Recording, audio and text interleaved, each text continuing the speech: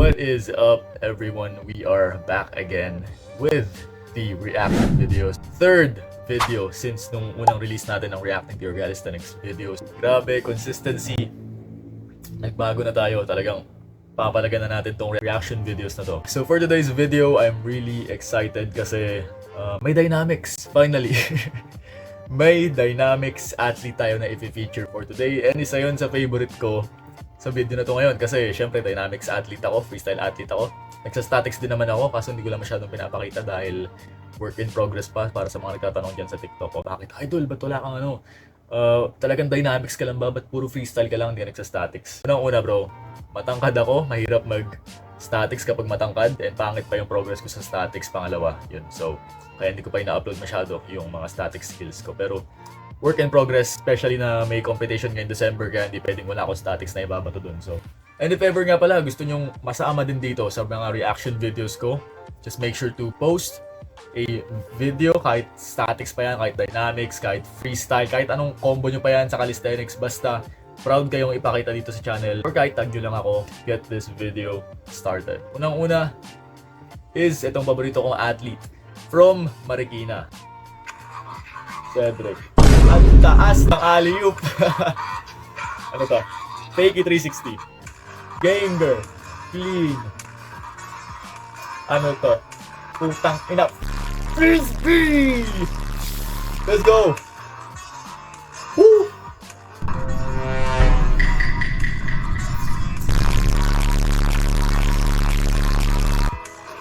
Bro! Entrada yun ah. Bro, imagine Hefesto pero wide yung grip. Tawag doon is Entrada de Angel or Entrada de Angel or Entrance of the Angel yata in English, pero so fucking clean. Grabe. Plus, ulitin nga natin, yung dynamics niya linis no. Nga pala shoutout kay Cedric. Si Cedric nga pala nag-champion sa sa calisthenics freestyle competition nun sa Cavite. So, shoutout sa'yo, Cedric. Talagang deserved yun. Para sa akin, ito yung pinaka niluroot ko talaga mag-champion ngayon kasi sa lahat ng nag-freestyle, including me, is talagang siya yung pinaka-complete sa ngayon na athlete. Talagang may static siya, may dynamics, yung balance niya okay din. Ayun, talagang may power moves din siya. Actually, may Supra 540 din tong si Cedric. Hindi niya pala na-catch nun sa Cavite, pero kung na-catch na nun, talagang grabe. Historic event yon kasi first time ata may mag-Supra sa isang competition. Mamon itong si Cedric. Ang linis ng galaw sa dynamics. Tapos talagang parang hindi nauubos yung endurance nito, no? Imagine, malakas na siya sa statics, malakas pa siya sa dynamics. Plus, kung matutunan pa nito yung ibang mga combo ng statics, bro, wala na, talagang iwa-wipe out nito yung buong competition niya, no? Isipin nyo yung entrada as Maltese. So, pag bumanat ng entrada yung kalaban nyo, parang tinirahan ng Maltese sa harap mo, no? So, ganun yung ano niya, ganun kalakas. Ganun kataas yung points ng Entrada de Angel sa competition. So, I really hope na talagang magpakita ka pa ng mas madaming dynamic skills. Ito rin yung paborito ko kay Cedric ngayon, kung bakit paborito ko siya ngayon, is talagang ang unique ng style niya. Tapos hindi siya takot mag-try ng bago. Ang bilis niya matuto ng tricks, yung pangalawa. Tapos, ayun, ang ganda ng frisbee niya, yung frisbee niya. So yung frisbee is ito yung itsura ng frisbee. And tatlo pa lang yung nakakagawa nun sa Pilipinas. Una si Julius. Let's go! Uy! Ina mo! Ina mo! Pangalawa is si Cedric na consistent. Pangatlo is ako na hindi ko na rin ginagawa kasi nakalimutan ko kung paano gawin and tinamad din ako mag-attempt. Pero grabe, paano pa kapag nagkaroon to ng mga power moves din sa statics tulad na lang ng bukod syempre sa sa entrada kasi yung entrada lang and yung ibang statics niya is malakas na. Paano pa kung meron tong Maltese, merong full planche, static champion to palagi, sunod-sunod yan, national champ to. So shoutout kay Cedric Buhawe. Ito yung TikTok page niya, TikTok link niya, so kung gusto niyo siyang follow, kung gusto niyo ma-motivate sa freestyle, ito yung isa sa pinakamalakas na freestyle athlete currently to date. And next naman natin is isa sa paborito nyo rin, ang pinaka kinaiinisan nung iba. Ewan ko ba, no? Next. Leaks! Woo! Talagang pinepress niya pa.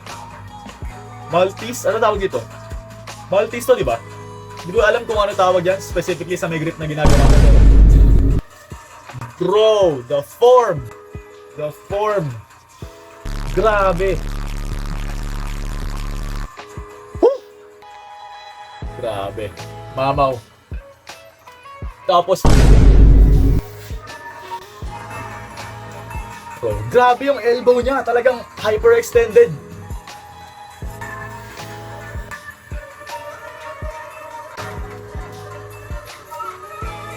Grabe.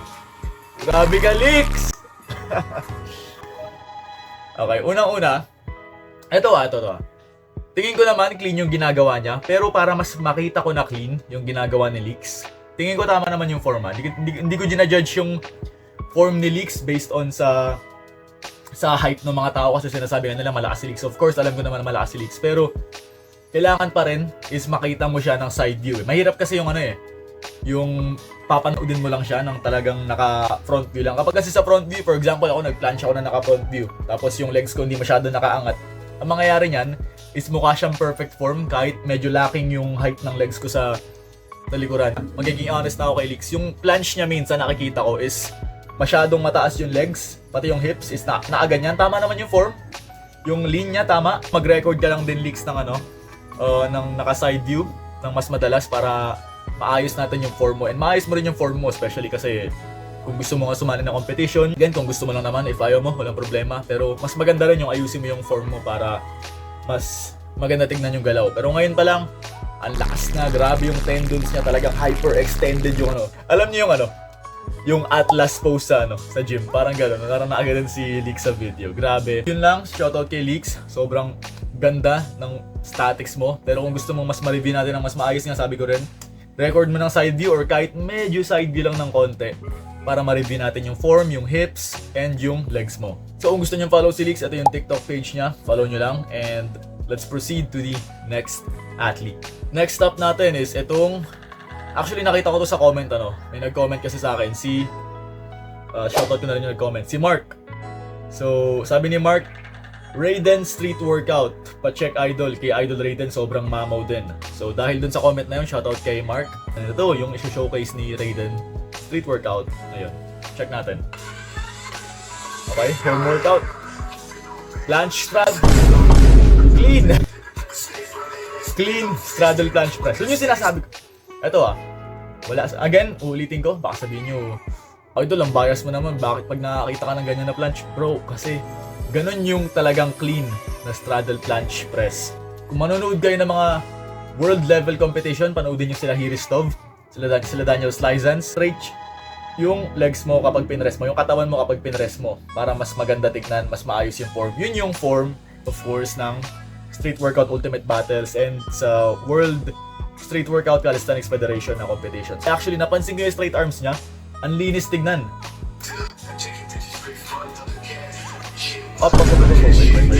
Wait. Hindi pinakita, but may cut. Pero tingin ko naman clean yun. Or baka umapak lang siya sa ground.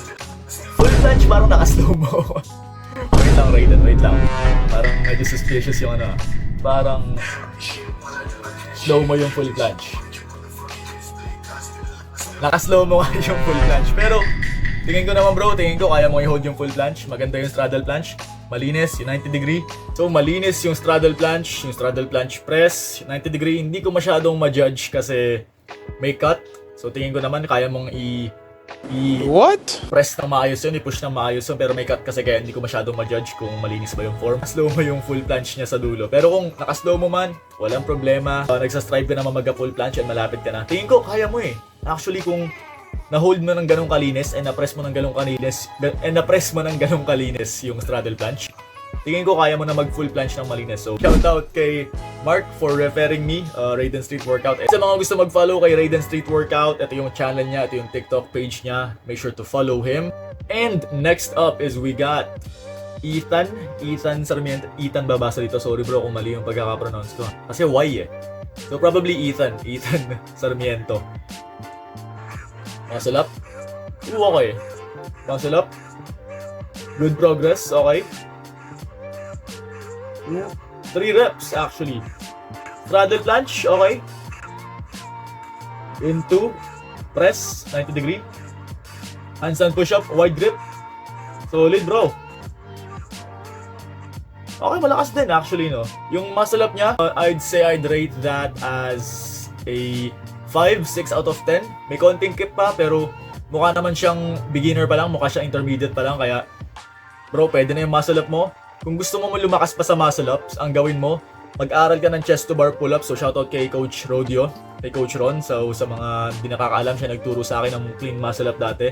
And ang ginawa ko lang nun is nag-aral ako ng chest to bar pull-ups, and then nung lumakas ako sa pull-ups, nung nag-weighted pull-ups ako, hindi ko na lang namalayan, naiangat ko na yung sarili ko sa bar. And lagi kang magpo-false grip.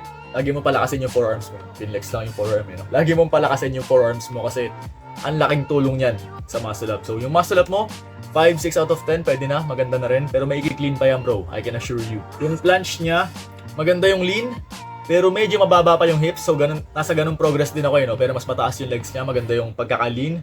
Medyo mababa nga lang yung planche niya, medyo nakaganto, which is magandang progression niya na actually, no, sa mga nag-aaral mag-planche. Di baling nakababa yung hips mo, basta tama yung posterior pelvic tilt, tapos maganda yung lean mo. Di baling ganyan yung planche mo kaysa yung parang nakaganyan, yung nakaangat yung hips, tapos nakaparang paganyan yung legs mo. And yung handstand push-up niya, maganda, malakas, wide grip, pero kung gusto mong magkaroon ng benefit lalo, kung gusto mo lumakas lalo yung shoulder mo, try mo inarrow ng konti yung grip sa handstand push-up kasi mas magre-require yun ng more lean. Pero handstand push-up mo maganda, malinis, bine-basic mo lang, bro. Ayun, continue mo lang yung pagpo-progress mo. So far, ang ganda ng progress mo. Comment down below kung ilang years, months ka na nagka-calisthenics kasi kung 1 year pa lang yan, grabe, napakaganda ng progress mo, napakabilis mo mag-progress sa mga skills. So, shoutout kay Ethan. Ito nga pala yung TikTok page niya kung gusto niyo siyang follow. And ayun, that is it for today's reaction video. Grabe, ang lakas ng mga kasali ngayon. And sa mga beginner calisthenics athlete dyan na nagsastrive din na lumakas, either dynamics, statics, or basics, bro, just keep on going. Huwag kang titigil kasi yung progress ng isang calisthenics athlete, or kahit hindi man calisthenics yan, kahit fitness journey mo man yan, is hindi siya pa ganyan eh. Hindi siya paangat lagi eh. It's gonna have ups and downs. Minsan stagnant lang na ganyan.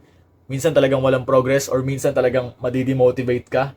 Magkakaroon ka ng injury, magiging stubborn ka minsan, pero what's important is you keep going. Doesn't matter kung gaano katagal mo makuha yung isang skill, or kung gaano katagal ka na sa sport na to tapos hindi mo pa rin ma-achieve yung isang skill na gusto mo. As long as you're striving for it, as long as you're working every day, as long as you're being honest to yourself na nagwo-work ka towards a skill na yun, and you're giving 100% of your best every single attempt, every single training session, bro, you will get that skill for sure, 100%. Ayun, doon na nagtatapos yung reaction video natin. Medyo short lang ngayon, and I hope mas madami pang sumali next time. Madami ako naka-line up actually, sobrang stressed ako ngayon sa pag-e-edit. Napakadaming gusto magpa-react ng mga athletes, especially yung mga beginner, yung mga intermediate, and yung mga advanced, nagpila-pila sila ngayon. So, shoutout sa inyo lahat. Shoutout sa mga kasali, kay Cedric, kay Leaks, kay Raiden, kay Ethan, bro. Sobrang solid nyo lahat. And as always, just comment down below kung sinong athlete yung gusto nyong reacta natin next. I'll see you guys in the next one. Let's fucking go. You